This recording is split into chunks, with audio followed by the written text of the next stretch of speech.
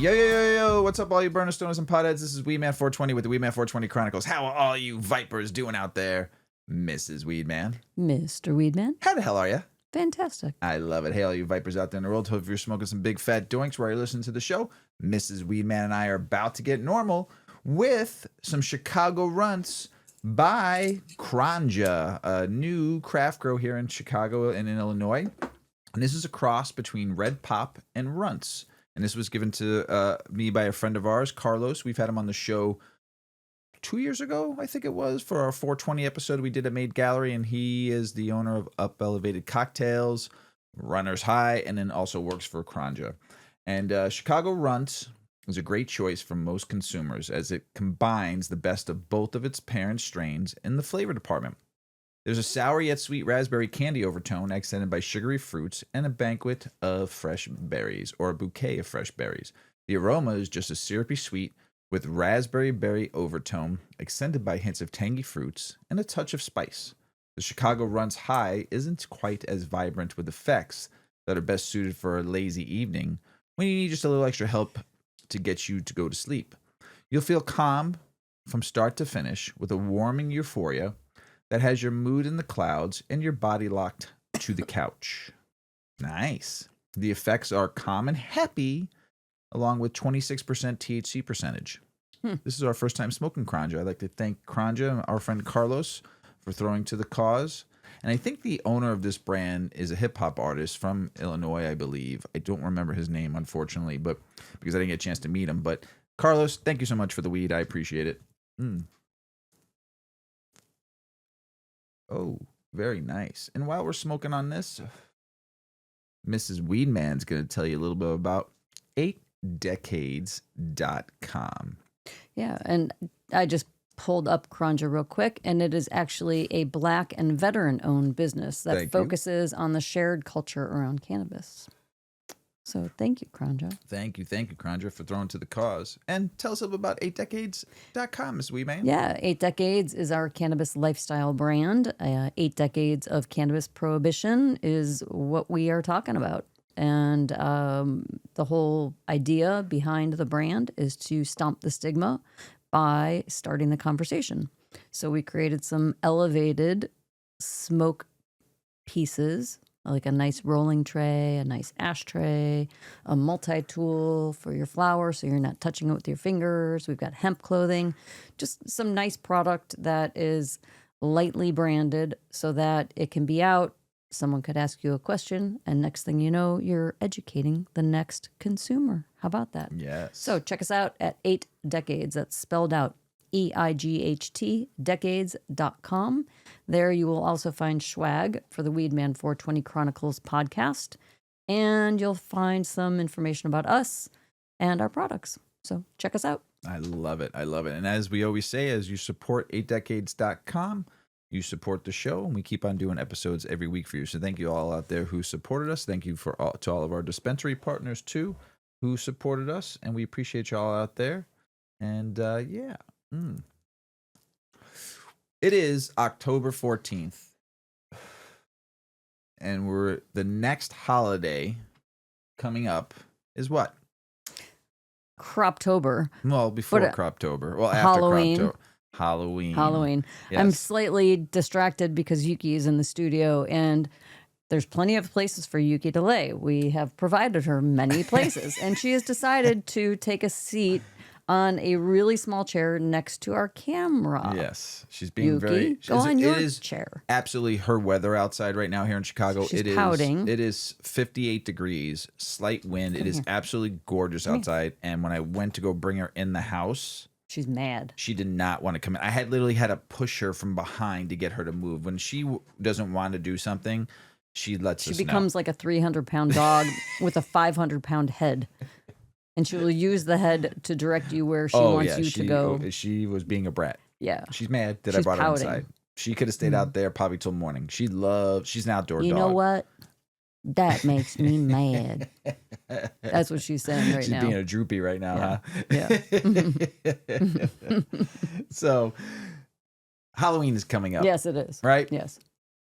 What is something that scares you, like movie-wise, or something that scares you from Halloween. Like The freaky stuff that scares me are scary movies that are possibilities.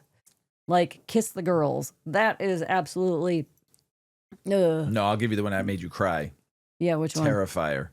Terrifier. With the clown with the white face with the black. Fuck. It was just so why? Why does anything need to be that scary?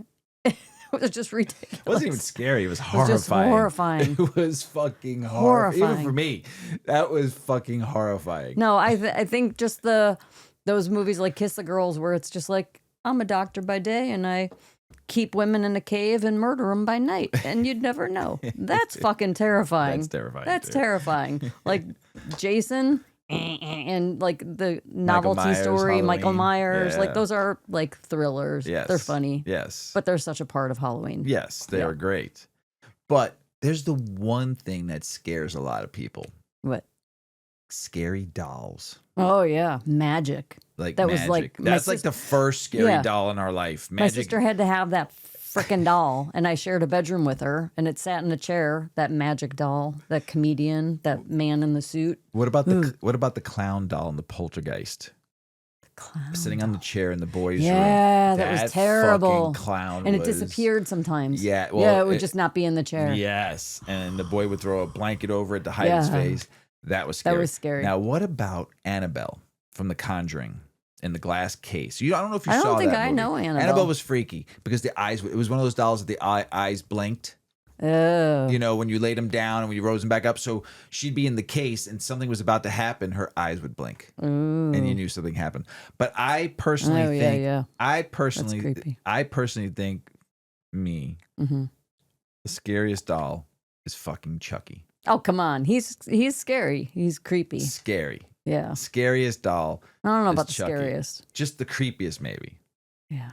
I think I've talked about this on the show before that my nephews, the boys had Yes. the boys had Yeah. one, and at the time my sister Not was a Chucky doll though. What was it called? My Buddy. it was Yeah, called My Buddy, right. but of course the hair got cut, the scar got drawn on his head, right? Like in this thing, we had a laundry chute. My parents' house was like, I grew up in an old house, and we had a laundry chute, which my sisters like to try to put me down or threaten to put me down. And there was a nail in there, so you'd always lose a sock or underwear, and it was always caught. It was in like between the first floor and the second floor, like halfway in between. There's a nail.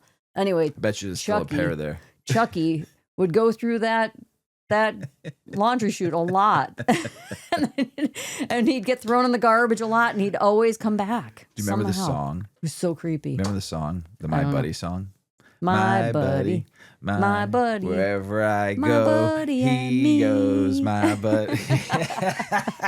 Now that's a fucking Yeah. creepy fucking song. Yeah. Chucky with the fucking like. All the episodes after the first one weren't scary. They're more funny, comedic thriller shit like that. But the first one was fucking terrifying. If you were a little kid watching that, or a young kid watching Yeah. that, and next thing you look over and there's a fucking My A Buddy doll. doll right over there. You go, Yeah, oh, man, yeah, what because the that doll fuck was is a real going on? doll in the stores. Yeah. that kids had. I mean, 1988, Right. that movie came out. yeah. That's how long ago it's been. Wow. And it's had many like movies made after it. Mhm. But the one that freaked you out was like I remember like the scene where Chucky was like all of a sudden you couldn't find him because he hid, like, or he ran away, Okay. you know, and all of a sudden the mom went to go like try to find him and had a weapon in her hand, and all of a sudden he comes out of fucking nowhere Yeah. and just starts screaming, "I'm gonna fucking murder you!" And just like in her face, she's just like, "What the fuck am I watching?" So this Halloween, The voice. oh my god, yeah, Oh my God. So this Halloween, you have to watch Magic, right? With Oh. that fucking the ventriloquist. Oh my Oh, god, that creepy. start with that one, right? Amityville Horror. Yeah, but there wasn't a doll in there though. Yeah. I'm talking Oh, about we were doll dolls. ones. I forgot. Then I watch got off subject watch the for a second. original Poltergeist, Mhm. right? The Mhm. original one, and watch the clown. Gonna Mhm. freak you the fuck out. Then watch Annabelle. I'm gonna mix it up on you. Then watch Annabelle, just because it's the Conjuring. There's a bunch of Conjurings too, just like there's a bunch. And then watch Chucky. Ooh. Get stoned. Chucky is the The finale. Yes, for doll For movies. doll If movies. you're gonna watch, but start with the classic Magic from Okay. the 70s. That's a great one to start with because I want to give you a little creepy. you'll be like looking over your shoulder, fucking if your kid's got a doll somewhere too, you'd be like, what the hell's going on here? Especially if you're stoned as fuck and a little paranoia kicks in, you'd be like, you know? So Did that all just move? yeah, and then the Poltergeist, which is a classic movie in itself. All are welcome. This house is clean. Classic line. I know. And then watch Annabelle. I don't remember any lines from Annabelle. I only watched the first one. And then Chucky. I'm gonna fucking kill you, babe.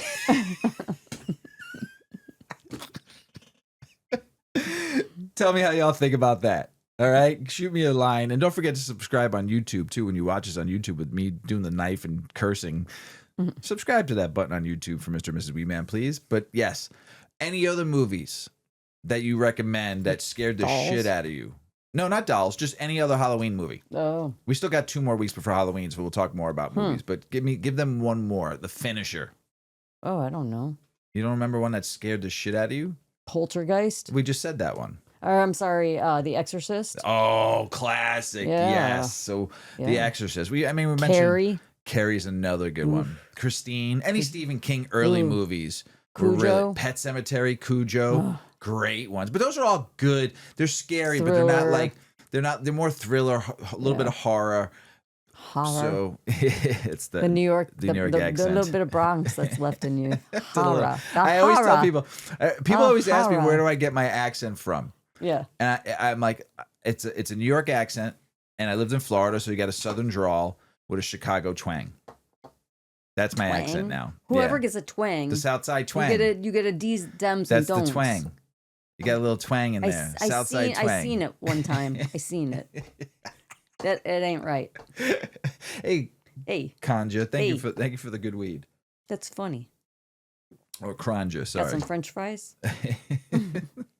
It's getting out of control. Let's go get some beef. We got a good beef. We got from a good Jansen's beef. on fucking on. That was a wet They beef. make that well, but they make it with their cheese whiz spread on there on a soft bun. Oh my god! Yeah. It's the beef and cheddar. Yes, it's the beef. They don't Much call it different. beef and cheddar. They call it Much cheese different. whiz and call beef. because they want you to know that they use cheese whiz. Yes, and cheese it's a whiz. step above. Yes, and their It cheese really fries is are the good. best. You can't prove me wrong. Jansen's cheese fry, and I've eaten cheese fries across the fucking country. Yeah. Jansen's cheese fries. Never enough cheese. Though. Never. That's Never why you gotta enough. get cheese on the side. It like soaks in. Yes. Oh my god. But see, okay, if you lived on the south side as long as we have, you know Jansen's. Jansen's is an icon staple on Western Avenue and 99th Street. It's been there since the 60s or 50s, right? 50s. Mm-hmm. Classic hot dog hamburger stand, and they have their specialty items. Had a fallout. Had some years that it was just terrible. But it's back. It's back. So, but they used to do Modern, They used to do different, but McDonald's it's back. style fries when I first my ate God. there with So the good. cheese whiz. Yeah. Unbelievable. Now they have Portillo crinkly fries. Yeah. Not the same, still good, but I will put their fries up against any fry in this state, or probably in They the really country. should have, just for their cheese fries, they should have the skinny fries. Yes, 100%. And they can do whatever they want with I want to go to fries. McDonald's or Pops And bring my grab fries their over fries there? and go get their cheese. Can you put the cheese whiz on this fry? Or bring them frozen, like, hey, put these back. I want the old way here. You went cheap on me. We should just go get like a vat of their cheese sauce and then go to Pops and get some good You fries. can just get cheese whiz. It's the same thing. Because every other cheese that I've ever tried. Now, I'm not talking about like a fancy restaurant that puts like freshly ground cheese on there. I'm talking about hot dog stands, Southside stands like that, burger stands and shit like that. Squeeze cheese. Right. They used to buy the canned cheese at Costco to do at the concession stand. Yeah. That Heck yeah. stuff was gross. Oh yeah, terrible. Gross. It's canned. People it love comes it, though. gelatinous. They fucking Gross. love it. Fucking gross. But It's hard people not fucking to- love it. It's fucking oil, Yeah. not even cheese. Not even And the there's not chips even that milk in say there. human grade corn. That's it. That's the I was concession like, whoa. stand for you. Okay. So, Moneymaker. but Moneymaker. their cheese takes Straight it up. to a different level. Oh my god. Hands down. I'm It's telling literally you, cheese whiz. tell him Mr. Weedman sent you when you're on. If you live in the South Side or you're coming to the South Side and you're on a Stony Baloney kind of day, stop at Jansen's, get the cheese whiz and beef, and get a cheese fry. So good. Call me in the morning and tell me what you think. Ah. You ready to get the show started? Yeah. Let's do this. Yeah. Two of Mrs. Weedman's favorite things: caffeine from coffee and cannabis. Mm-hmm. Right? Which is better for energy? And can you mix weed with caffeine and have the best of both worlds? Ms. Weedman does every Saturday and Sunday outside while she's having a coffee and a joint. I know y'all have been wondering about cannabis versus caffeine. Which one gives you better energy? And yes, we're going to mix in a little banter, some science, some real talk on this shit. So sit back, take a puff, if that's your ritual, and pour yourself that coffee. And let's sit back and relax and vibe during the show. So the usual suspect, caffeine. First off, caffeine is the OG energy kick. It works by blocking adenosine receptors, those receptors that tell your brain, hey, time to slow down. Block them and fatigue backs off. You also get bumped levels of adrenaline and dopamine, which keep you alert for hours. Pros, it's cheap, accessible, predictable. Cons, you drink too much. I've been there. Jitters, anxiety, and the dreaded crash. Some folks are just too sensitive. They get shaky, weird, or lose their focus after the buzz phase.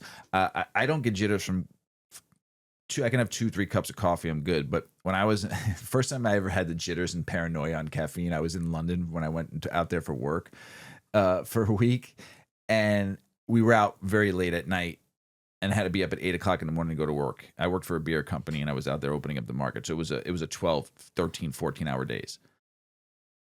Every morning I'd wake up and go sit at the coffee counter at the hotel and get a triple espresso, black, sweet, and a club soda. And that was my morning. And this one morning, I think I was a little hungover, and I fucking got a triple and I drank it down. And I remember bad stomach. Not even just bad stomach. I just remember how fucking my anxiety. I had the shakes and the jitters. And the guy who I was working the route with, I go, dude, I gotta eat. I'm gonna fucking die right now. He goes, all right. We were like in downtown London. I can't remember. We were in the square. I can't remember where we're at. And there's this coffee shop that sells sandwiches. Like, go get yourself a sandwich and eat. Bring it in the car. We'll go. And I walked in and the fucking place was jam packed. Oh shit! And all of a sudden it was like the walls started fucking closing in. No. And I was like starting to get the sweats, and I started shaking. And I'm like looking around, and I'm like, I'm fucked up. And I go back outside of the guy. I'll never forget, his name is Ben.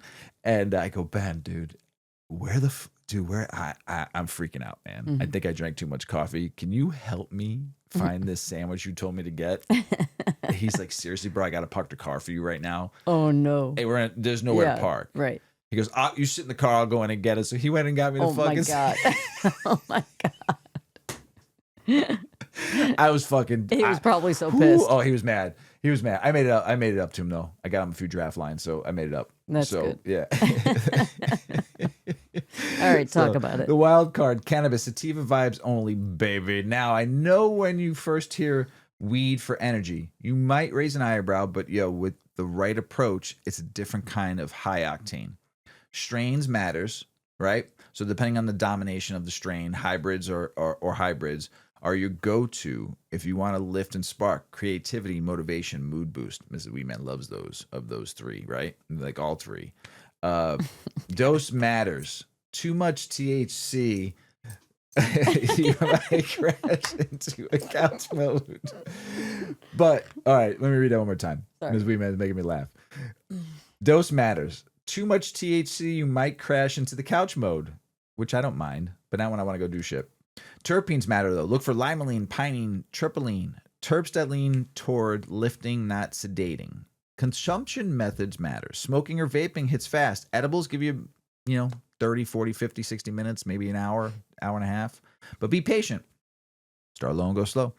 Cannabis works via the CB1 receptors and nudges dopamine and other neurotransmitters. The mental on feeling is what creates chase, that flow, that spark, that okay, I'm switched on feeling. But full honesty, not everyone gets energy from weed. Some get mellow, some even crash. We're all wired a little differently. Can you mix them? Spoiler. Yes, with caution though. Why choose? Many enthusiasts mix cannabis and caffeine because, get this, they act on different systems. Caffeine blocks adenosine. Cannabis activates the CB1 receptors. Together, the harmony happens. They can amplify one another if done right. But too much, it can be chaotic, anxiety, jittery, unbalanced. So here's some tips. Slow, start low on both sides. Use a rich, heavy sativa strain. high in those terpenes we mentioned earlier. Try coffee first, then weed. It gives mood plus creativity without the drag. Weed first, then coffee. Smoother ride. Cannabis relaxes. Caffeine prevents sedation. Timing dosage, your own brain chemistry, all play in some role in this.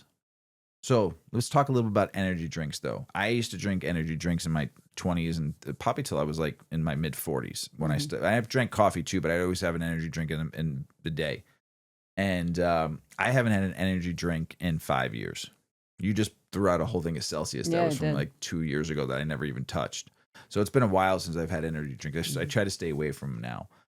As you get older, heart, you gotta be careful of your heart. You gotta be careful of like getting too fucking, have a heart attack. Fucking stop that ticker. So try not to go there. I'm telling you, skip the energy drinks. They're like junk food version of energy. High caffeine concentration, heart palpitations, tremors, high blood pressure. They hide extra caffeine via yerba mate, guarana, and other stuff they add into there. And massive sugar. I know they do diet ones with no sugar, but then you're taking other shit.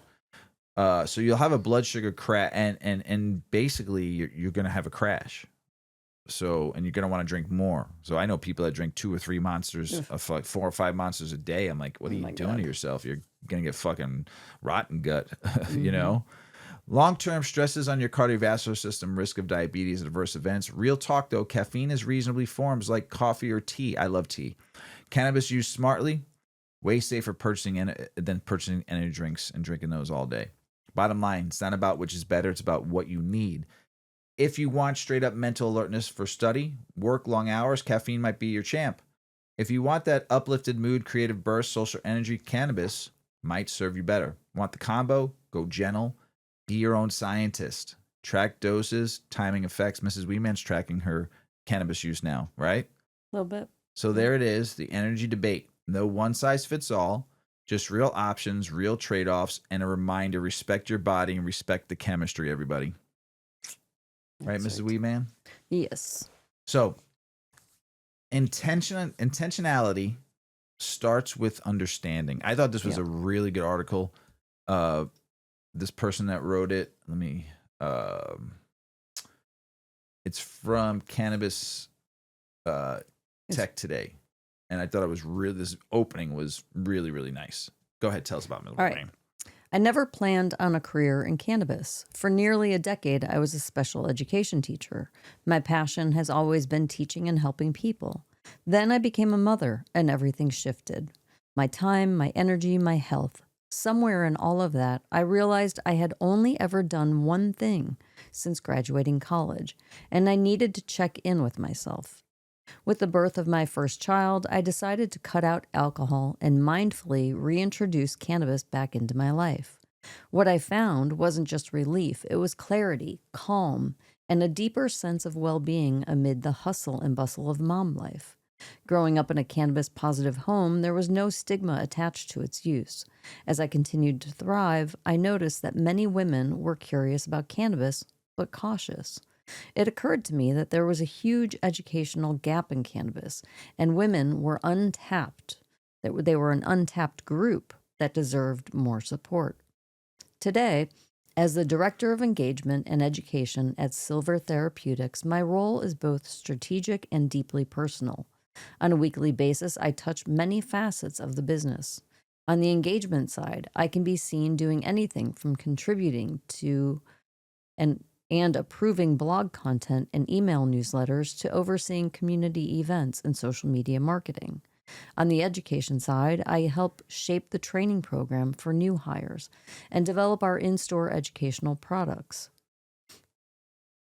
All of this is done with one goal in mind, to make cannabis education accessible, whether someone is stepping into a dispensary for the first time as a customer or starting their journey as a new team member.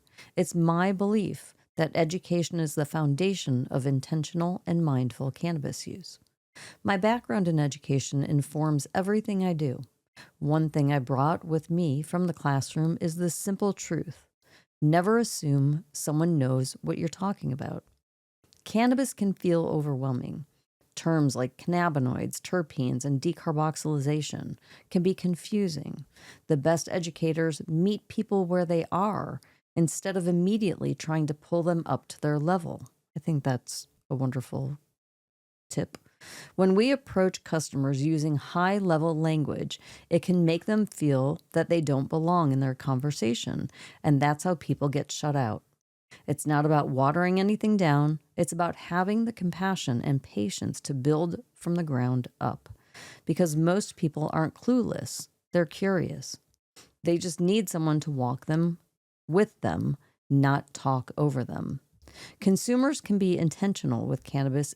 They can't be intentional with cannabis if they don't understand how to use it, whether it's figuring out the dosage, finding the method that works best, or just knowing what to expect. Education gives others confidence to make choices that actually support their goals. A bud tender is the perfect teacher to help someone discover that a dry herb vape might be easier on the lungs, or that a low-dose edible before a workout can help with focus. That kind of insight can shift someone's whole relationship with cannabis. It's not just about using it, it's about using it well. Women are one of the fastest growing groups of cannabis consumers, but we're still underserved. There's this lingering idea that cannabis is somehow more acceptable for men. The unfortunate truth is that women, especially moms, still face a lot of judgment. And when dispensaries or products feel disconnected from real women's lives, it only reinforces that feeling of not belonging. As I think back on my journey with cannabis, I remember how nervous I was the first time I went into a dispensary. I actually sent my husband in for me more than once before he finally encouraged me to go in for myself. It's why I'm so committed to making our stores feel welcoming, not intimidating, using clear signage, open conversation, education, and judgment-free bud tenders. I've seen firsthand how things start to change when women feel seen and supported. When I began to lean more into cannabis education, it was a ripple effect. Friends and family became more open about their own cannabis use suddenly, and it didn't feel so mysterious or taboo.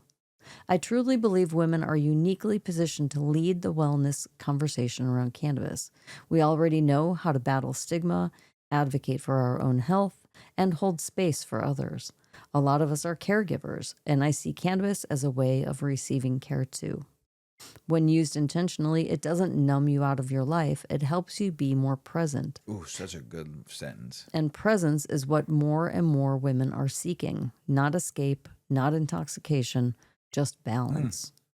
At Silver Therapeutics, everything they do is grounded in education. From the moment someone walks in, they have access to an adult use guide that breaks down products, effects, and legal limits. Bud tenders are trained to ask meaningful questions like, how do you want to feel? Our wellness-based approach extends across the board, from our blog and emails to our in-person community events, and people are responding. Some of our most engaged emails aren't sales-driven, they're educational. Out on the ground, our field marketing program is a huge source of pride. Our team members are out in the community with smiles on their faces at local events, festivals, and wellness markets, educating people who may not even use cannabis yet. Just by showing up with facts and compassion, they're helping to normalize the conversation. The more we normalize the conversation, the more others have access to cannabis as a source of wellness. To the curious but hesitant women out there, if you're curious but unsure, know this. There's no one way your relationship with cannabis has to look. You don't have to smoke it if you don't want to.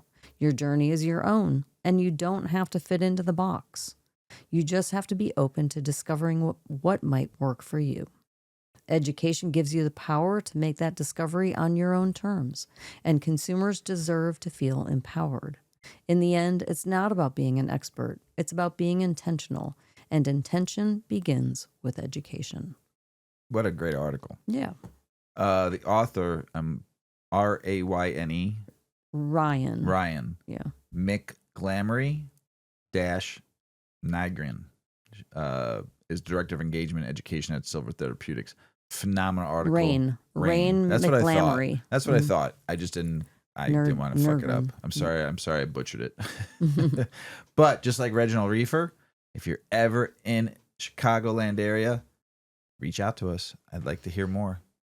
Right, Mrs. Weedman? Yes. I'd like Mrs. Weedman to sit down and talk. That'd be a great one right there. I just get to sit back and get high and listen and learn. Just like I do with Big Earl. I get to sit back a lot and listen and learn, just get baked. Oof. Sometimes too much with some honey in my drink, Miss Weedman. Oh, so what happened to the sticky icky aromatic cannabis buds from the mid 1990s? Now, here's my opinion on this. I got weed back in the 90s that was just straight up dirt because that's all it was around. And I got some weed that was fucking loud, fire, incredible, whatever you want to call it. It was that. But that weed sometimes was hard to get. You smoke what you got sometimes. And man, sometimes when you got just the dirt, you're just like, oh my God, I'd rather not smoke at all. You know? Or you'd call up a buddy going, you got any of that good? I got a couple nugs left. Can I buy one off you? It'll last me until maybe another week. But it's true, but also I think this article is talking more about big commercial grow versus home grow / caregiver grow, the legends, legacy market. Right. I don't think they're talking about that. They're talking more about MSO grow and Okay. but also what they have to do to their weed and why it loses some of that smell. So that's my premise of this article, and not talking about everybody, just certain group. So the article dives into a question that haunted many a stoner's mind. What happened to the sticky, icky, aromatic cannabis buds of the mid-1990s? Let's resurrect that smell, that gloss, that resin, and see where it all went sideways. The question we all ask in haze. Back in the day, you'd pick up a nug, and it'd gleam, sticky, pungent, full of aroma. You felt it was just by holding it. So where did that disappear to? Expert growers and cultivators have some answers. And as always, there's science behind the legend. Terpenes, the scent and stick factor.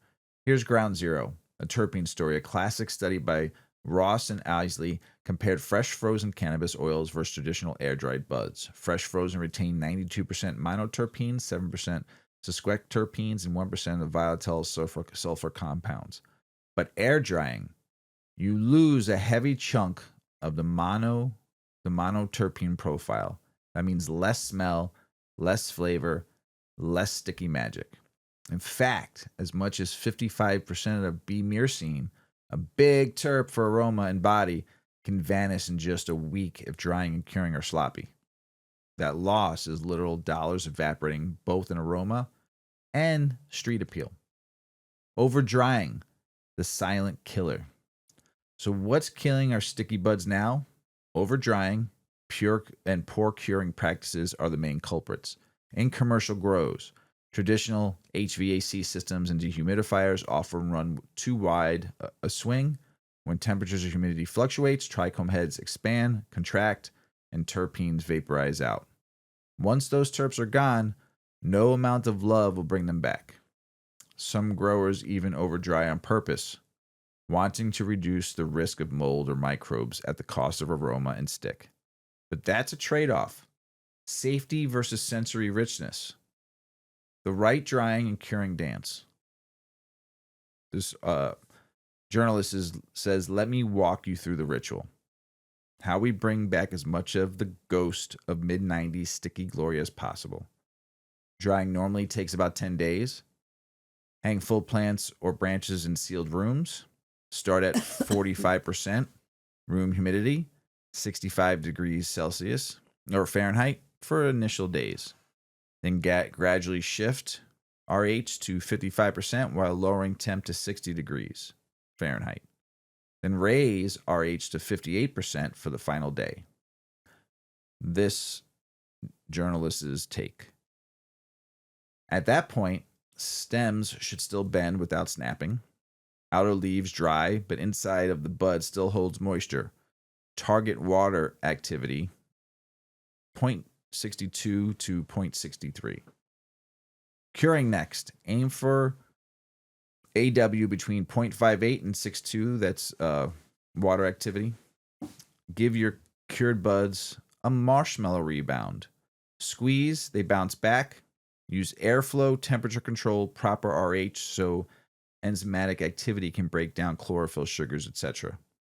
In the trim and packaging rooms, don't drop your guard. Maintain the same RH temperature you end up curing with. Don't let your hard-earned terps bake off in the warm, dry rooms. More than nostalgia. And why this matters. This is more than sniff and remember. Terpene loss means lower sensory pleasure, lower perceived quality, and lower market value. Growers are literally losing profit in grams and in appeal. Plus the experience shifts. Less pungent smells, flatter flavor, less stick. So here's some thoughts. Is sticky bud magic lost forever? No, not forever. But it's harder now with mass commercial systems that prioritize yield, consistency, shelf stability. But the path back is in mastering your post-harvest, precision drying, precision curing, gentle handling. It's a craft again. So when you pick up some bud and feel it's dull, dry, scentless, know this. You're smelling the casualty of a bad climate control. Volatile. Thank you, terpenes. And rushed process. But you also know how it can come back. That sticky, icky, aromatic ghost, it's not a myth. It's just been muffled a little bit. And I think we can come back. Right, Mrs. Weedman? Yeah. And that was written by Shuey Sindel. We read a couple of his articles before on Cannabis Business Times. He's writes some really good articles. Medical marijuana effectively treats chronic pain and helps patients reduce prescription drugs, this new survey shows. Tell us about it, Miss Weedman. I'm so excited. Yes. Chronic pain. More exciting news about chronic pain and cannabis. Medical marijuana patients with chronic pain overwhelmingly agree that cannabis is an effective long-term treatment option, with 1 in 3 saying it has helped them to eliminate the use of prescription drugs, according to a new poll. The survey from the medical marijuana certification company Green Health Docs, which involved interviews with 1,450 patients nationwide, asked a variety of questions about how cannabis impacts their chronic pain. 86% said that cannabis improved their pain at least moderately, with 56% saying they saw significant reductions in pain. 48% said they were using prescription pain medication before trying marijuana. After using cannabis, 35% stopped all prescription pain medications. 15% stopped using some, and 12% reduced their dosage and frequency. Fewer than 18% reported no change in prescription pain medication consumption following the initiation of medical cannabis use. Wow, that's big news. Yeah, it is. Many participants highlighted the lower risk of overdose compared to opioids, a more manageable side effect profile, and the flexibility of different product formats. The polling report from Green Health Docs says these factors explain why so many choose cannabis as a safer long-term strategy. 73% of patients in the survey said they rely on the use of marijuana to relieve pain on a daily basis, and most also said they believe cannabis to be a viable long-term solution for managing chronic pain, with just over 1% saying they disagree with that notion. Respondents frequently described secondary benefits such as better sleep, increased mobility, and reduced anxiety. Dr. Anand Dugar of Green Health Docs said, these improvements compound to make a meaningful difference in day-to-day life. This represents one of the latest pieces of evidence that marijuana can serve as an effective substitute for opioids in pain management treatment. Earlier this year, a different study in the journal Drug and Alcohol Review found that among drug users who experience chronic pain, daily cannabis use was linked to a higher likelihood of quitting the use of opioids, especially among men. A study published late last year also found that legalized medical cannabis appeared to significantly reduce monetary payments from opioid manufacturers to doctors who specialize in pain, with authors finding evidence that this decrease is due to the medical marijuana becoming available as a substitute for prescription painkillers. Other recent research also showed a decline in fatal opioid overdoses in jurisdictions where marijuana was legalized for adults. That study found a consistent negative relationship between legalization and fatal overdoses, with more significant effects in states that legalized cannabis earlier in the opioid crisis. Authors estimated that recreational marijuana legalization is associated with a decrease of approximately 3.5 deaths per 100,000 individuals. Our findings suggest that broadening recreational marijuana access could help address the opioid epidemic, that report said. Previous research largely indicates that marijuana, primarily for medical use, can reduce opioid prescriptions, and we find it may also successfully reduce overdose deaths. Another recently published report into prescription opioid use in Utah, following the state's legalization of medical marijuana, found that the availability of legal cannabis both reduced opioid use by patients with chronic pain and helped drive down prescription overdose deaths statewide. Overall, results of the study indicated that cannabis has a substantial role to play in pain management and the reduction of opioid use. Yet another study published in 2023 linked medical marijuana use to lower pain levels and reduced dependence on opioids and other prescription medications. And another published by the American Medical Association last February found that chronic pain patients who received medical marijuana for longer than a month saw significant reductions in prescribed opioids. About 1 in 3 chronic pain patients reported using cannabis as a treatment option, according to a 2023 American Medical Association published report. Most of that group said that they used cannabis as a substitute for other pain medications, including opioids. Other research published that year found that letting people buy CBD legally significantly reduced opioid prescription rates, leading to 6.6 to 8.1% fewer opioid prescriptions. That's a lot. A 2022 research paper that analyzed Medicaid data on prescription drugs, meanwhile, found that legalizing marijuana for adult use was associated with significant reductions in the use of prescription drugs for the treatment of multiple conditions. Other recent research also indicates that cannabis may be an effective substitute for opioids in terms of pain management. Do I need to keep saying? There's more. A report published recently in the journal BMJ Open, for instance, compared medical marijuana and opioids for chronic non-cancer pain and found that cannabis may be similarly effective and results in fewer discontinuations than opioids, potentially offering comparable relief with a lower likelihood of adverse effects like addiction. Separate research published found that 57% of patients with chronic musculoskeletal pain said cannabis was more effective than other analgesic medications, while 40% reported reducing their use of painkillers since they began using marijuana. So, my suggestion, next time the pain hits, pop a gummy instead of a pill. Ooh, I like that. Pop a gummy instead of a pill. How about lighting some more of that Cronja? Okay. Before we go into political, state, and business news. Smoke break, everybody. Smoke break.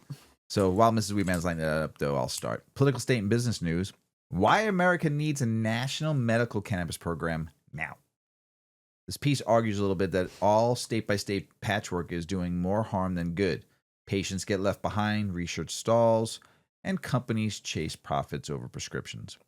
An unified federal system would standardize dosing, regulate marketing claims, enable insurance coverage, and protect patients.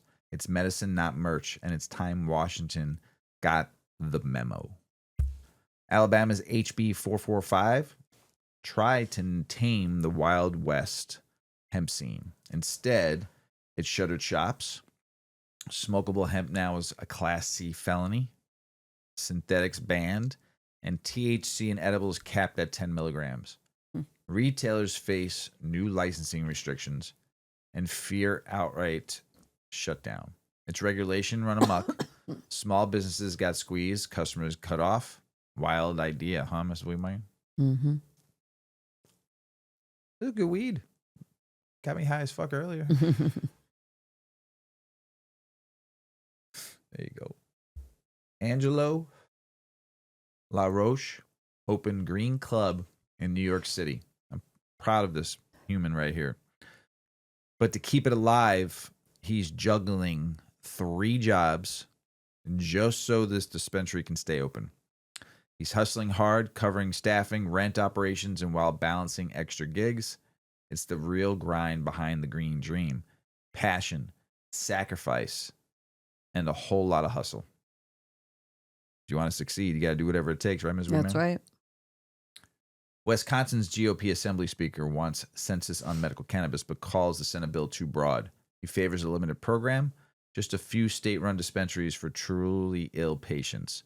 No full rollout. Don't do like Iowa's done and Texas has done. Please, Wisconsin, you're better than that. He worries the Senate version ushers a de facto recreational legalization. His position? He'll likely veto no unless the bill is dramatically scaled back. Boo. Boo. Shame. What do your constituents want? Not what you want. Won't you ask some of them? GOP Assembly Speaker. Pennsylvania senators introduced Ryan's Law, letting terminally ill patients use non-smoking medical cannabis in hospitals. It sets storage rules, hospital protocols, and shields facilities from liability.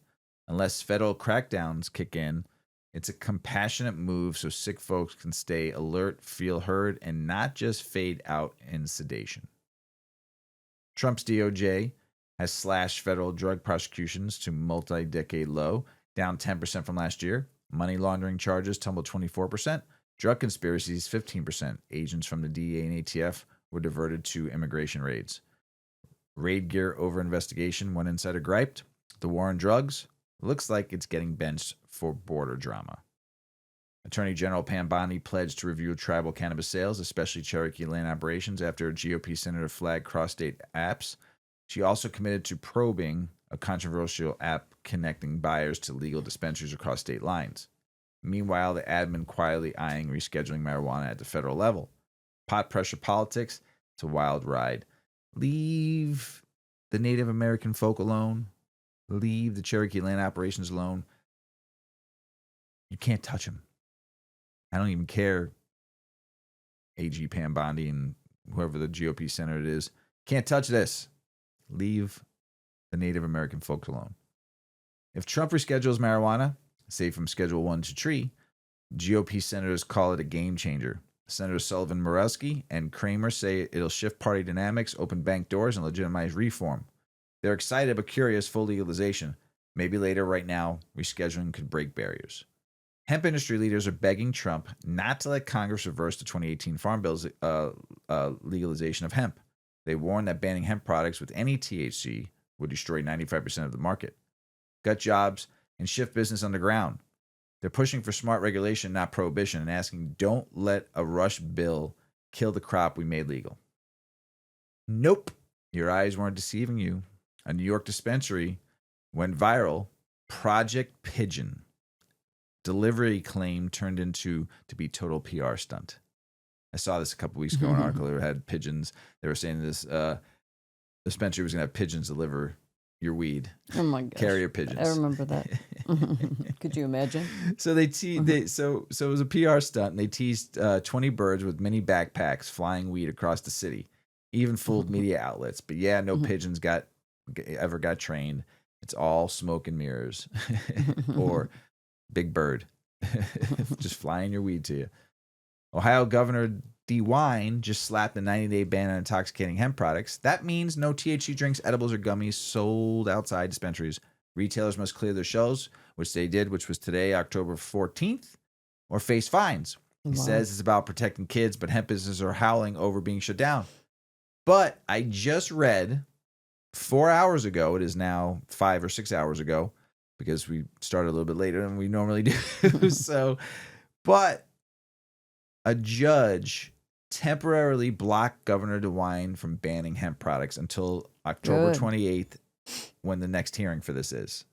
Good job, Judge. Good job. Proud of you.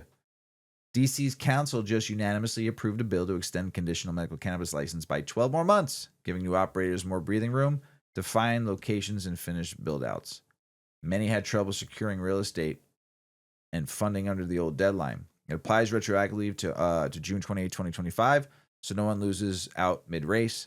The Green Hustle just got a bit of a timeout. The VFW is going full green flag, Mrs. Weedman. They're partnering with a cannabis TH-infused drink company, and it's going to be at posts where it's legal. And profits will go back to veteran programs. No, they're not turning halls into dispensaries. Just adding a choice.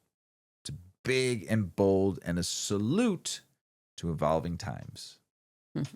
Now passing the joint over to you, Mrs. Weedman. Thank you, Mr. Weedman. More political, state, and business news. Beer, wine, and liquor sales are projected to drop sharply in 2026, and cannabis is a major reason why.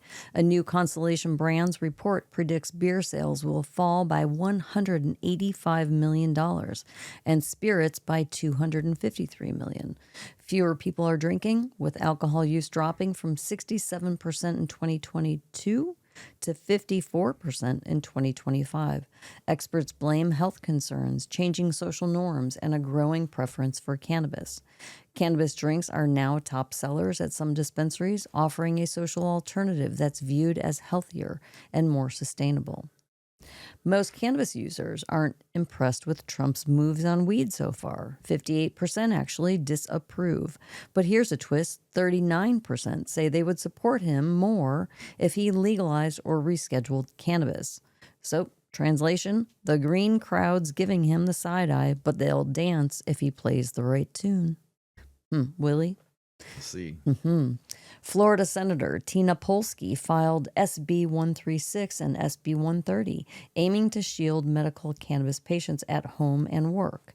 SB 136 forbids public employers from punishing registered users over THC tests unless impairment is shown. SB 130 blocks courts from denying custody or visitation just because one is a medical cannabis patient. That's great. Florida's medical cannabis market is sputtering. Patient growth is crawling upward by 4 to 5% annually, while dispensaries jump 7.5%. Units sold are rising, but revenue is flat thanks to cutthroat competition and market saturation.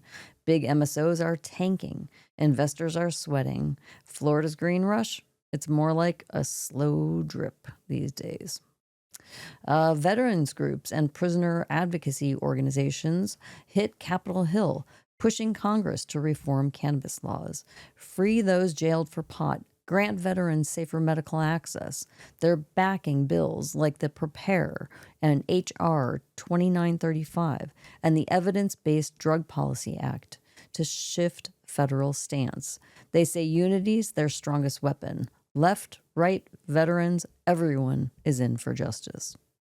Marilyn Whitmer quietly sat down with her Democratic Senate holdouts and helped swing support for a 24% wholesale cannabis tax, a key revenue play to fix Michigan's roads. Did you hear that? An increase in sales tax, substantial in Michigan, so they could pave their roads.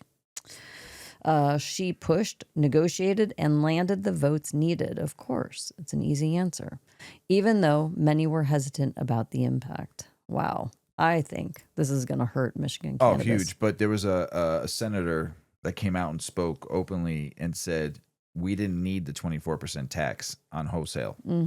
We already had the money budgeted out that would have paid for these roads year over year. It's just an easy way to that get more money. $420 million they're saying they're going to be making off of cannabis now, the extra $420 million. It's going to go somewhere else. Oh, yeah.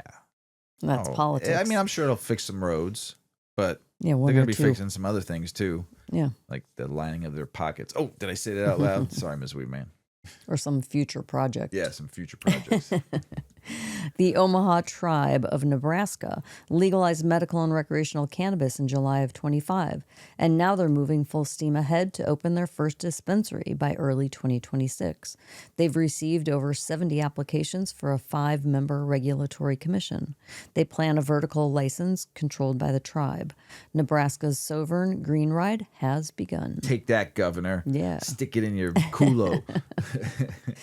Arkansas is redirecting medical marijuana tax tax revenue to fight childhood hunger, funding free breakfast, and tackling school lunch debt. So every time someone fills a cannabis prescription, it's also helping feed a kid. Now that's food justice. I think can that's support great. that 100%. Yep. If my tax dollars that I bought for cannabis went to that, That'd be I'd amazing. be all smiles if There's states so many did kids that don't have food. Yes. No Yeah. one should go hungry No. in this world. No. No one. I No. said that I had a nice talk with somebody one time about that. No one in this world should go without food. There's enough food in this world for everybody. We produce so much and we waste so much. Nobody in this world should go without clean water, clean air, and food. Yes. Trump's pick for drug czar, Sarah Carter Bailey, just danced around every marijuana question from senators. No firm stance on rescheduling, legalization, or racial disparities. She says, ooh, that was like a whistle. She says she'll examine all facts and evidence while staying within federal law. Classic Washington move. Talk, stall, avoid. Were you Cindy Brady there for a second? Seashell, seashell. Yeah. Sorry. San Francisco Sheriff Miyamoto's brother-in-law, Joel Perez de Leon, allegedly smoked weed and grew cannabis in a locker while working as a plumber at San Francisco's Great name. County Jail. Great name. Number 3. Sexy. Joel. He denied it. I'm probably not saying it right. He denied large cultivation, pled no contest. I think that's pretty great. He was a plumber at the jail and he was growing weed in his locker. I love it. I mean, hey, that's productive. That's a legendary status right there. Yeah, I think that is a That's pretty legendary great. status right there. So he denied large cultivation because really, I mean, how much fits in a locker, One right? plant. He pled no contest to owning a few plants, and his burglary charges got dropped. The sheriff wasn't involved in the probe, and once informed, he fired him. Oh, man. Dang. On Maine's 5-year mark of legal adult use cannabis, regulators say the market's leveling off. Sales hit $244 million last year and are pacing similarly this year. Nearly 60% of sales come from York and Cumberland counties. What started explosively, though, is settling into maturity, and that's supply catching demand, folks. Nice. A Portland pot shop manager, Jason Steiner, was found not guilty on double murder charges for shooting someone within a robbery that poured into the La Moda dispensary last year. His defense is that it was pure self-defense, contending one of the robbers pulled a gun. The court agreed, case closed. Lucky dude. I mean, there's how many cameras in every dispensary. Oh, It'd shit. be really hard to argue. Can't miss it. You'd be able to tell if it was not self-defense, right? There's so many cameras in there. Yeah. Yep. So that's it, Mr. Weedman. Back over to you. Thanks. Mendocino County seeks a slice of California's new $15 million cannabis equity grants program, up to $75K to build local equity programs and up to $3.5 million to help new weed businesses launch.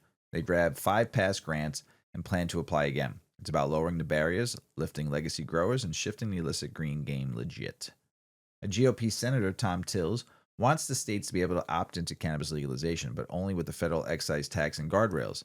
He says he's not an anti-cannabis person, but wants rules. No fruity marketing, no cross-border apps, clean imports. Cool. The GOP nominee in Virginia's governor race and said she supports medical cannabis, but warned that if employees use THC on the job, they could blow everything up. Her Democratic opponent backs legalizing retail sales with oversight, debates vibe, safety fears versus markets, and yeah, some serious fireworks broke out also. Ohio medical cannabis patients are less satisfied since recreational sales launched. Satisfaction dropped from 74% to 56%, while dissatisfaction rose to 30%. Meanwhile, Ohio's medical program shed 43% of its active patients from May 2024 to July 2025. Looks like when everyone can buy, the ones who need it feel it slipping. Don't let your medical program go to waste. Demand better medical programs. Demand weed for medical purposes. Oh, man, don't get me started. Michigan's medical market is not even doing $1 million a month anymore. Barely doing like $500,000 a month. Don't let your medical programs go away. Trust me, the government would love for them to go away. They get more tax on rec. They don't care about med. Target just started slipping hemp-derived THC drinks onto their shelves in Minnesota's liquor store, Targets. It's the first move into cannabis retail among over 2,000 stores nationwide. They say it's a pilot to gauge consumer interest. Big shift, small cans. This could tip mainstream green. Big move for Target, huh? Yeah. Yeah. Vermont's lining up cannabis workshops December 5th through the 6th. VTSU Johnson open to licensed applicants and the public. Topics: business planning, compliance, cultivation, challenges, weed genetics, the whole enchilada. Cost is $250. Social equity is $50. Spots limited to 12 to 15 people per class. Green dreams need school. Hall of Flowers, New York City, lit up the East Coast cannabis scene. Brands like Terra Toke's Fire Department, Royal Leaf, and Kyla, Oleo, Electric Leaf, and Sherbinsky's flex killer strains, concentrates, and branding. We saw Witchy Vibes, Kosher Edibles collabs. Even the smell was flexing. New York's green game just got next level. OSHA's shutdown is hitting more than just paperwork. It's affecting alcohol, cannabis, and workplace safety. With inspections, outreach, and compliance checks suspended, risky conditions in dispensaries, breweries, and kitchens could linger. Cultivation, extraction, and retail operations face hazards, flammable solvents, dust, mold, and without oversight, who's watching the shop?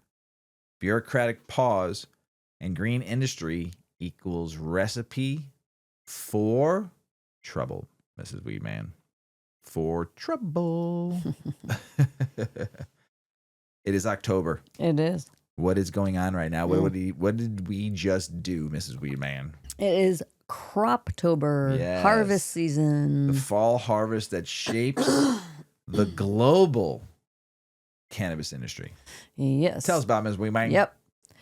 The plowman is broad as the back of the land he's sowing as he dances the circular track of the plow over, knowing that the work of his day measures more than the planting and growing. Let it grow, greatly yield, sang the Grateful Dead. Every autumn, as the leaves turn and the air chills, cannabis cultivators brace for one of the most defining moments in the calendar, Croptober. It's when months of labor under the sun, in soil, or in controlled environments yield their bounty. And for many in the cannabis industry, those few weeks determine profitability, survival, and what the next season will look like. Croptober refers to the peak harvest season for outdoor cannabis in many parts of the Northern Hemisphere. During this period, growers harvest, flower, trim buds, dry, cure, and process for extraction or packaging. For indoor and greenhouse operations, similar cycles happen year-round. Still, Croptober remains a symbolic and financial focal point, especially in established outdoor cultivation regions in the U.S., Canada, Northern Europe, and increasingly Latin America. Walk through a Northern California field in late October and you can feel it. The hum of trimming machines, the nervous laughter, the smell of diesel generators and coffee. It's part harvest, part high-stakes ritual. The culture of Croptober feels as much like a harvest festival as it does a fiscal reckoning. Farmers celebrating the plant's promise while eyeing next year's survival. Croptober is our new year in the Northern Hemisphere. It's when our passion for the sacred plant fills the air, resin glistens in the sun, and a year of dedication finally speaks for itself, says James Loud, founder of Loud Genetics. The global cannabis cultivation market is estimated at approximately $179.32 billion in 2024 and is forecast to rise to $397.14 billion by 2029, according to Precedence Research, reflecting a compound annual growth rate of nearly 18%. Legal, recreational, and medical cannabis sales continue to expand as well. In the United States, adult use and medical cannabis sales have surpassed $30 billion, with projections indicating continued growth in the years ahead. Yet beyond the spreadsheets and quarterly forecasts lie a deeper current. Croptober is becoming a shared vocabulary, a signal of maturity in global cannabis markets. From the mountains of Morocco to the greenhouses of Colombia and Lesotho, Growers are synchronizing harvest cycles and compliance standards, quietly knitting a global cannabis calendar. The next decade may look less like a patchwork of national industries and more like an interconnected agricultural economy, one rooted in soil but traded like tech. For new entrants, primarily from the global south, everything will come down to their ability to meet EU GMP standards. Meeting that standard will provide crucial access to the still nascent global market and allow those producers to leverage lower labor and production costs into potentially dominant global positions as markets mature and scores of less efficient producers around the globe with higher capex become unable to compete, said Ben Gelt, advisor at Greenspoon Martyr LLP. One of the most striking metrics of Croptober is how much value a single acre can generate. According to the October 2025 wholesale indices from Cannabis Benchmarks, bulk cannabis flower in the U.S. is averaging around $1,200 per pound. That's the approximate indoor number. Outdoor averages from $300 to $500. In New York, outdoor trim flower is collecting around $450 a pound. Under ideal outdoor growing conditions and assuming strong yield and premium quality, a single acre might still conceivably generate mid-seven-figure revenues before expenses. But real-world outcomes vary wildly depending on location, licensing costs, quality, and regulatory burden. Indoor greenhouse operations tend to have significantly higher costs, but often yield higher density. The cost of production for outdoor cannabis vary, but some estimates place startup operating costs at $10 to $15 per square foot, or approximately $435,000 to $650,000 per acre for outdoor operations. Those estimates account for key expenses including labor, inputs, infrastructure, and other essential operating costs. Jimmy Brinkerhoff, founder of Eden, a single-state regenerative cannabis farm in Colorado, noted the importance of the moment. Croptober means harvest time, when our sun-grown regenerative cannabis reaches its peak. Of course, with our four-season hybrid facility, we celebrate Croptober 4 or 5 times per year. Harvest, though, is still the culmination of an immense amount of work, and we often celebrate our harvests with employees and all those involved, Brinkerhoff said. We hand harvest each plant at full maturity, freeze it fresh at the farm, and turn it into the purest live rosin concentrates and edibles in Colorado. No shortcuts, no solvents, just sun, soil, and terpenes, captured in every dab, cart, and gummy. Hemp provides a valuable point of comparison.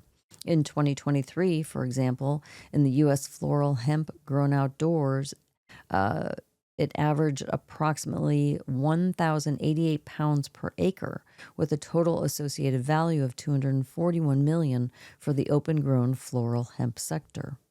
Numbers tell only half the story, though. Croptober is both data and devotion, a test of logistics, luck, and law. For those who've lived through enough harvests, it's also a reminder that nature doesn't care about regulation or market cycles. She runs her own calendar, indifferent to compliance deadlines. The weight and quantity of what comes in during Croptober often underwrites operations for the following year. If yields or market price fall short, many producers are squeezed. Conversely, a bumper crop can be both a blessing and a curse. While higher volume increases revenue potential, oversupply, especially when storage, drying, and quality controls lag, can lead to sharp price drops. This dynamic has been reported in multiple regions during recent harvests. Operationally, harvesting at scale demands precise timing, skilled labor, and efficient drying and curing infrastructure. An early freeze or delays in post-harvest processing can sharply reduce product quality and market value. So without proper protocols in place, there can be troubles. Meanwhile, the global cultivation map continues to evolve. Emerging production zones now join traditional strongholds in the U.S., Canada, and Western Europe. For these new entrants, Croptober isn't just about output. It's about establishing credibility, genetics, and supply chain reliability. Croptober is not as widely known as as a concept in the European cannabis industry and doesn't seem to be as monumental a celebration, which in part reflects differences in legal status, regulatory oversight, and supply chains. When we think of cannabis cultivation in Europe or for European markets, it largely encompasses cannabis for medical purposes, which must comply with strict EU GACP and EU GMP standards, said Dr. Jessica Steinberg, managing director at Global C. That said, there is outdoor cultivation for industrial hemp in Europe. France, surprising to some, is the largest producer in Europe, accounting for more than 60% of total EU production. In Europe, the hum of Croptober is quieter, more clinical. But listen closely, and you'll still hear it, the same heartbeat of cultivation. Whether under alpine snow or California sun, the cannabis growing ritual remains plant, tend, harvest, and reflect. Only the language changes. U.S. hemp data from 2023 shows approximately 8.03 million pounds of floral hemp harvested from roughly 7,383 acres, averaging at about 1,088 pounds per acre.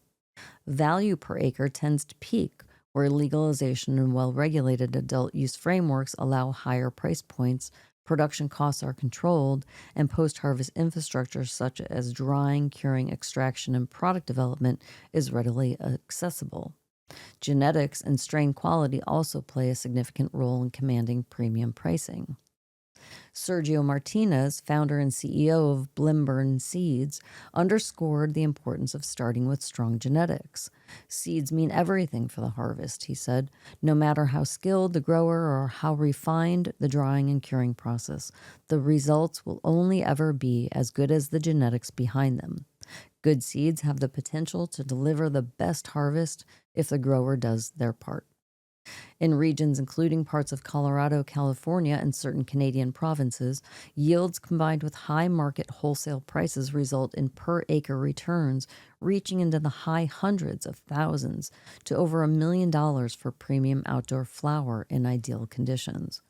That said, risk is also higher, with regulatory risks, climate change, pests, and market fluctuations all playing significant roles. As the drying rooms hum and spreadsheets settle, Croptober shifts from celebration to calculation. The question that hangs over every cultivator, what does next year look like, has no single answer. The industry is writing its future in real time. Globalized genetics, data-driven farming, and markets that no longer sleep. The plant may be ancient, but its path forward is algorithmic.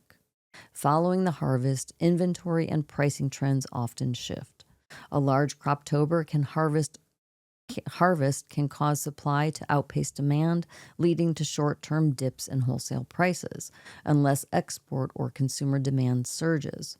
The decline is generally less severe for premium cultivars, while commodity-grade flower may experience sharper price corrections. With scale also comes scrutiny. Regulators and environmental observers often focus on resource use, such as energy, water, and pesticides during harvest periods, particularly among outdoor and greenhouse operations. And at the same time, Croptober pushes innovation forward, with drying and curing systems, genetic research, and post-harvest technology, all evolving rapidly as growers seek greater efficiency and consistency. Personally, it is a spiritual time of year. Croptober signifies the culmination of all our hard work, the completion of our efforts, and the start of planning for the upcoming year. It's a time to celebrate the harvest, take a deep breath, and reflect on both our successes and our challenges, said Jane Sandelman, CEO of VT Dry and Cure Tech, makers of Canatrol, a post-harvest technology company that designs and manufactures data-driven environmental control systems that help cultivators produce more consistent, flavorful, and compliant flower while minimizing post-harvest losses. That's a mouthful. Mm-hmm. Croptober that's technology for you. Croptober isn't merely a season, it's a mirror. It shows the industry what it really is. Part farmer's prayer, part policy experiment, part rebellion made legitimate. From Colorado to Copenhagen, this fall harvest carries whispers of where cannabis goes next, into the laboratories, into the global trade corridors, into the mainstream of agriculture and wellness. Sometimes the lights all shining on me. Mm-hmm. Other times I can barely see. Lately it occurs to me. There you go. What a long, strange trip it's been. Okay. Pretty good, Mrs. Anyway, man. that's actually the Dead song. Yeah. I did okay there. Pretty good. And that line feels appropriate for this moment. The cannabis industry stands in both sunlight and shadow, celebrating abundance while navigating uncertainty. But as long as Croptober returns, there's proof that the plant and the people devoted to it will keep growing forward. Love it. International news. Green Party leader Zach Polanski just dropped a bomb. He backs legalizing all drugs, not just weed. Yes, even Class A stuff like heroin and crack. You want some of that crack, Mr. Weedman? No. He argues the war on drugs is busted mess and wants public health first approach, not blanket bans. Radical? Maybe. Necessary? Let's see. Spain just got green medical cannabis, but yes, it comes with some guardrails. Only specialist doctors and hospitals can prescribe standardized cannabis oils for severe cases. No general pharmacies, no buds. Conditions covered include refractory pain, serious epilepsy, MS spasticity. When all else fails, it's a long-fought win, but strict and cautious. Germany's cannabis legalization is staying put for now under current adult rules. Adults can carry 25 grams in public, 50 grams at home, grow up to 3 plants, and buy through nonprofit clubs. No big commercial stores yet. The new government is waiting until fall to potentially expand or tweak the system. No rollback yet. Woohoo! Guam's medical cannabis registration is down. Fewer patients renewing or signing up. Even though adult use weed is technically legal, people are skipping the medical card grind. The shift means less oversight, fewer tax breaks, and a weaker medical system. Translation: green's legal, but medical pat's losing its grip.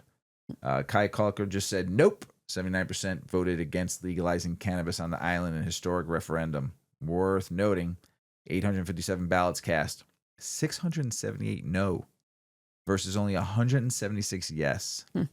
Supporters pitched it as an economic opportunity, regulation revenue, but islanders rejected that, anchoring tradition, unity, and caution over high-rolling dreams. Check this out. How cannabis moves around the world inside the global supply chain breaks down the beast behind cross-border weed. It all rides on regulatory compliance. You got to know which countries allow flower, oils, or genetics.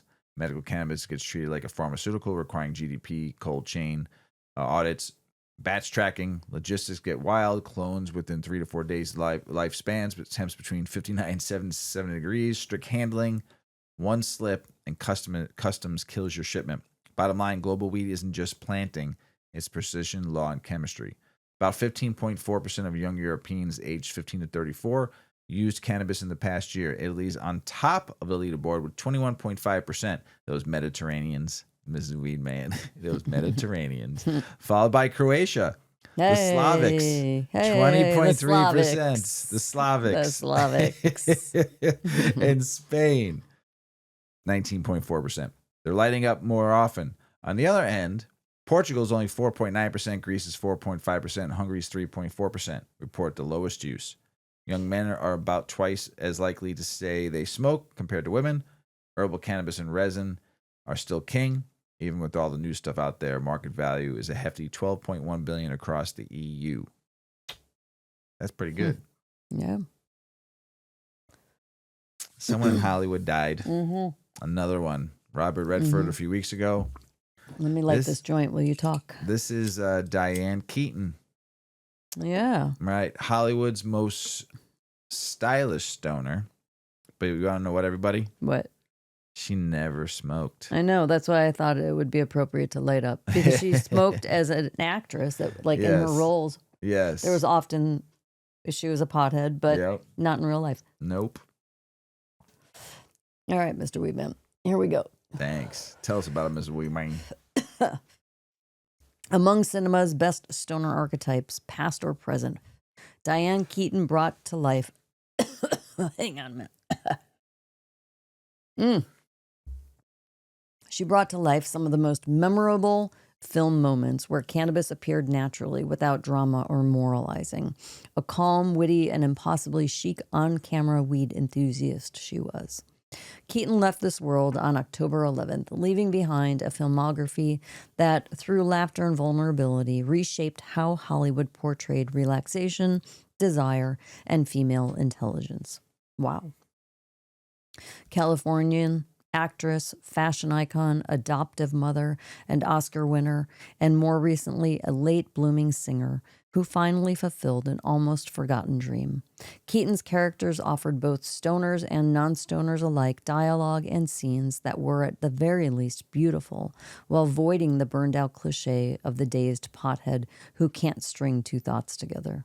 In Shoot the Moon in 1982, her character smokes a joint in the bathtub, an intimate, melancholic gesture, more than a rebellious one, where weed becomes an emotional refuge in the middle of a crumbling marriage.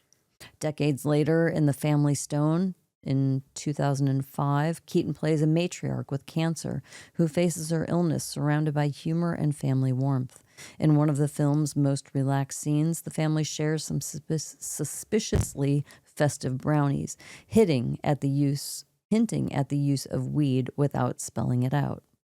Annie Hall, the first stoner girl, the scene where Annie Hall, the iconic 70s character in a Woody Allen film, asks if he's ever made love while high. She cracked open one of the most countercultural doors of its time and became one of cinema's most cited portrayals of casual cannabis use in the mainstream. Annie embraces weed as a source of relief, an intimate form of connection, something that relaxes rather than hinders it. In her voice, light and honest, marijuana isn't marginal. It's part of her emotional landscape. She challenges the rules of desire, control, and male anxiety. She suggests that pleasure, too, can be a female space, one that doesn't need to be overanalyzed. Throughout the film, Annie tries to calm down with the ever-neurotic Alan, but she doesn't succeed. Anyhow, she manages to captivate an audience that loves her charismatic, sophisticated, and at the same time very intelligent and perceptive character. In her hands, weed isn't scary at all. Quite the opposite, it helps define who she is, a witty, warm, slightly quirky young woman who smokes weed. But did Diane Keaton actually smoke weed? Well, sorry to disappoint, she did not. As much as we'd love to believe she was like her characters, reality doesn't quite match fiction. It's not true, but there are elements of truth in it, she once said when asked how much of Annie Hall was really her. She told the New York Times, "I have smoked weed in the past when I was in hair, but it makes me a little nervous, and I feel nervous enough without it. I like a glass of wine. It makes me more relaxed." When asked about her role in Mac and Rita in 2022, where her character takes magic mushrooms, she gave a similar answer. "Oh, no thank you. That was never something that I engaged in at all. I missed out on that. I would just prefer to have a glass of wine with ice in it." Diane Keaton will be remembered as many things: a brilliant actress, a free woman, a style icon, but above all, as someone who could blend humor, fragility, and elegance into one. She made lighting up look like art. Pretty good. Yeah. Rest in peace, rest in love, and rest in power, Diane Keaton. Yeah, You're fantastic. She was a good actress. Yes, very good. She was in a lot of good movies. She looked great, too. Mm-hmm. Yeah, she looked great. Mrs. Weedman, Mr. Weedman. that's the end of the show. Yep. Got anything else to say? Everybody have a great week. Send us pictures of your crop if you're doing some chopping and drying and curing. You can go on Instagram for 8 decades, or you can reach out to me on my Discord. Yeah. What is it? WM420. Yeah, we got a decent harvest for outdoor grow. We had some bumps in the road early. It was beautiful. We probably could have. We just didn't maybe give it enough nutrients, so we didn't get like big bulky buds. They were beautiful. They're nice. Full of heads, trichomes, lovely aromatics. Yeah. I took my tent down because we're supposed to be moving soon, and I didn't have a place to dry it, so we dried it in the back of the basement. The humidity wasn't right, and we had to take it down a little bit quicker. It's in the Grove bags. It still smells good. Smoked good because I decarbed it in the oven for a minute just to try it. And but we'll see how the Grove bags and how the cure goes. I'm probably gonna let it cure for a month, not just the 2 weeks that Grove bags say. I'm gonna let it cure for like a month. Yeah, maybe it'll bring it back a little bit because the drying, we fucked up the drying, but I didn't have a place to dry it. Right.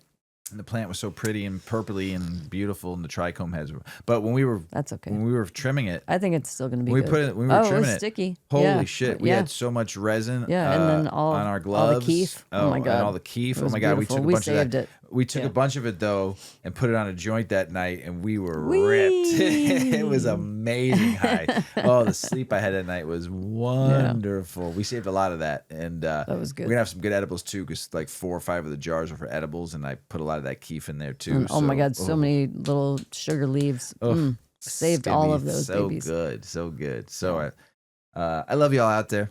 Thank you for listening. Thank you for the support. As Paulie always says, smoke smart, puff puff and away. Puff puff pass. Check out our cannabis lifestyle brand online at 8decades.com. Our custom smokes and accessories are perfect for your coffee table, bedroom nightstand, or kitchen counter. They're designed for you to show them off. The Canna community is also loving our hemp and cotton blend t-shirts, sweatshirts, scarves, and hats, finished off with our 8 Decades logo. We've got some awesome long-lasting goods that will be your favorite for years to come.